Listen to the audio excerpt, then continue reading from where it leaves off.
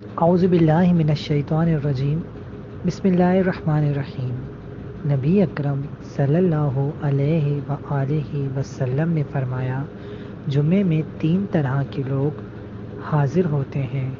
ایک آدمی وہ جو جمعے میں حاضر ہو کر لغو و بیہودہ گفتگو کرے، اس میں سے اس کا حصہ یہی ہے۔ دوسرا آدمی وہ جو اس میں حاضر ہو کر اللہ سے دعا کرے، تو وہ ایک ایسا آدمی ہے جس نے اللہ سے دعا کی ہے، اگر وہ چاہے تو اسے دے اور چاہے تو نہ دے۔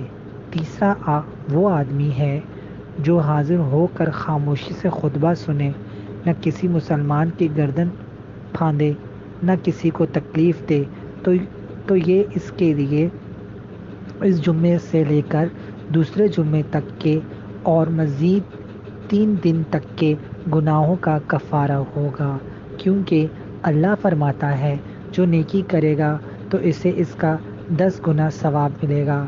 سنن ابو داؤد، حدیث نمبر 11